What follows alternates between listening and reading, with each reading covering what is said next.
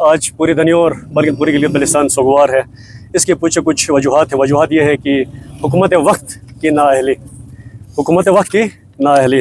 سب سے پہلے آپ کو پتہ ہے کہ کسی بھی ٹائم کوئی بھی ایشو ہوتا ہے, چاہے وہ جہاں کہیں بھی کسی طرح کا ایشو ہوتا ہے, تو گورنمنٹ کے پاس ایمرجنسی فنڈ ہوتا ہے, اربوں میں ہوتا ہے, کروڑوں میں ہوتا ہے. آپ ایک میڈیا کے بہت سینئر پرسن, آپ کو بہتر طریقے سے پتہ ہے کہ گلگت بلتستان کے اندر اس ٹائم آپ کے ڈپٹی کمشنر دنیور ایسی دنیور اسسٹنٹ میں دنیور اور ڈپٹی کمشنر گلگت کے اکاؤنٹس میں اس ٹائم 2.5 سے 3 ارب روپے فنڈ ہوتے ہیں.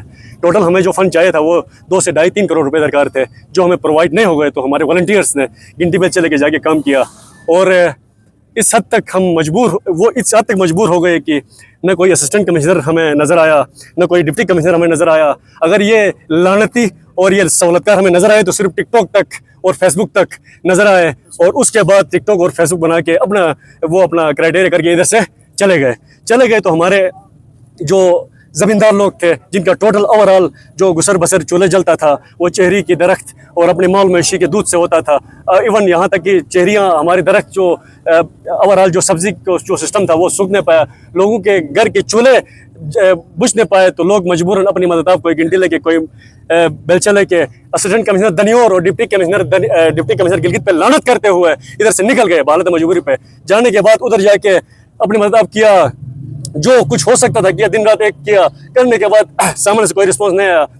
اپنی مدد آپ چائے تک اپنی جیب سے پرووائڈ کر کے, ملک پیک تک, چاول تک اپنی مدد آپ کر کے, کھا پی کے یہ کام کر کے یہاں تک پہنچ گئے. کل رات کو جا کے ہم اس سوچ میں بیٹھے تھے کہ ہمارے لیے پانی پرووائڈ ہوگا, لیکن ہمیں واپس ایک کربلا کا منظر دوبارہ ہمیں دیکھنے کو ملا کہ ہمارے تقریباً 7 سے 8 جو ہمارے شہید تھے, جو ہمارے 7 سے 8 ہماری شہادتیں ہو گئی اور 2-3 ہمارے زخمی ہو گئے. ہم کیسے بولیں کہ جو دوسری کنٹریز میں کتوں کے ساتھ, جانوروں کے ساتھ جو ٹریٹ ہوتا ہے ان کی کیئر کی جاتی ہے, ادھر ہمارے ساتھ انسانوں کے ساتھ نہیں ہوتی ہے.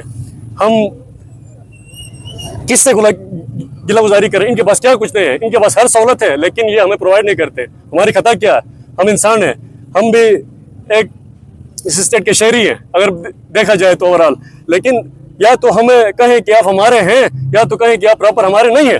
نہیں کہیں گے تو پھر ہم اس حساب سے چلیں گے. اگر ہیں کہ ہم تو ہیں کہ سامنے جا رہے ہیں, لیکن ہمیں پھر بھی ٹھوکر مار رہے ہیں. آج دیکھا جائے تو گلگت دنیور جو ہے وہ کربلا کا منظر پیش کر رہا ہے. ہر آنکھ اشکبار ہے. محرم کے بعد, سفر کے بعد ایک اور محرم ہمارے اوپر برپا ہو گئی ہے. ہم برداشت نہیں کر سکتے ہیں. اس ٹائم بھی اوورال میں دنیور کے عوام, گلگت بلتستان کے عوام سے یہ مطالبہ کرتا ہوں کہ نااہل ہو چکا ہے اسسٹنٹ کمشنر دنیور, ڈپٹی کمشنر دنیور, یہ نااہل ہو چکے ہیں. ان کو فل فور برطرف کیا جائے. میں مطالبہ کرتا ہوں ان کو برطرف کر کے کوئی ایسے بیٹے کو سامنے لایا جائے جو پراپر کام کر سکے. اس ٹائم پہ وجاہت بھائی آپ جا کے دنیور کی وزٹ کریں گے تو تمام تر جو ہمارے کھیت ہیں وہ سوکھے ہوئے ہیں, درخت سوکھے ہوئے ہیں. گھر کے اندر ہمارے گائے کو, بھینس کو دیگر اوورال کچھ پانی ہے ہی نہیں. ایون وضو کے لیے پانی نہیں ہے. ہم نے اپنے میتوں کو کیسے ہم نے دلوایا وہ ہمارا اللہ جانتا ہے, ہمارا رب جانتا ہے. ان کو شرم آنی چاہیے. وہ 3 دنوں کے اندر پانی سیراب کیا جائے. اور ہمارا یہ ریکویسٹ ہے کہ ہمارے لواحقین ہیں, شہیدوں کے بچے ہیں, بیوہ ہیں, جو بھی ہیں, عزیز ہیں, ان کو پراپر فیسلیٹ کیا جائے. وگرنہ یہ جو دھرنا ہے, جب تک ان کو شہیدوں کو, لواحقین کو پراپر طریقے سے ان کو مطمئن نہیں کیا جاتا ہے, دنیور کے عوام روڈ میں رہیں گے. اگر وقت پہ دنیور نالہ کو واگزار کرانے کے لیے, بحال کرنے کے لیے اقدامات کیے جاتے, جو مشینری جیسا کہ مجاہد بھائی نے آپ کو ایکسپلین کیا, مشینری درکار تھی وہ مہیا کی جاتی, فنڈز دیے جاتے, تو میں سمجھتا ہوں 1 ہفتے 1.5 ہفتے میں دنیور کی آبادی کو پانی مل سکتا تھا. حکومت کی طرف سے نااہلی کا مظاہرہ کیا گیا, اور میں سمجھتا ہوں یہ مجرمانہ بے حسی بھی ہے کہ 22 دنوں تک سی ایم سیکٹریٹ سے محض چند کلومیٹر دور یہ نالہ ہے, کہیں دور کسی اندر وادی میں نہیں ہے. یہاں چاہتے تو ود ان ویکس یہ سارٹ آؤٹ ہو سکتا تھا. آپ جیسے مجاہد بھائی نے کہا, آج میں دعا کے لیے اندر دنیور کا اندرون پورا وزٹ کیا, آپ حیران ہوں گے, فصلیں سوکھ رہی ہیں, درخت سوکھ رہے ہیں. تو لامحلہ میں بھی ایک چھوٹا سا زمیندار ہوں, میں بھی اپنی زمین کو جب سوکھتا ہوا دیکھوں گا تو میں خود نکل پڑوں گا. میں حکومت وقت کا انتظار نہیں کروں گا. شاید یہی جذبہ لے کر ہمارے یہ نوجوان مجبوری کی حالت میں کر نالے میں گئے, اپنی مدد آپ کے تحت وہاں انہوں نے کام شروع کیا اور اس سانحے کا شکار ہو گئے. تو اب مدعا یہ ہے کہ سب سے پہلے ان 6-7 جو ہمارے شہداء ہیں ان کو کمپلیٹ شہداء پیکج دیا جائے. ان کی اس عظیم قربانی को खराज तहसीन खराज अकीदत पेश करते हुए जो दीगर शोधा को पैकेज दिया जाता है वो दिया जाए, और उनके साथ उनको कौमी एजाज़ के लिए भी नामजद किया जाए। और दनियोर देखिए, दनियोर का नाला अभी तक बहाल नहीं है, दनियोर की आवाम अभी भी पानी के बूंद बूंद के लिए तरस रहे हैं। तो अभी भी फौरी दरकार इकदाम करके जितना जल्दी हो सकता है दनियोर नाले को बहाल किया जाए, ताकि दनियोर की जो आबादी बंजर होने जा रही है उस एक और बड़ा सानहा रोडमा हो सकता है। वजाहत भाई ये शायद ये समझ नहीं रहे हैं, या इनके अंदर ये समझने की वो हिस्स नहीं है, समझ बूझ नहीं है कि अगर 2 हफ्ते खुदा न खास्ता 2-3 हफ्ते मजीद ये पानी बंद रहा तो ये आपको सरसब्ज दिखाई नहीं देगा, ये आपको खजा का मौसम आपको अगस्त के आखिर में नजर आएगा। हमारा मुतालिबा भी यही है, जो हमने आगे लेटर भिजवाया उसमें जितने भी अफराद इस सानिये में जिनकी वजह से ये सानिया हुआ, चाहे वो इंतज़ामिया हो, चाहे वो मकामी ठेकेदार हो, सब के ख़िलाफ़ एक इंक्वायरी बिठाई जाए।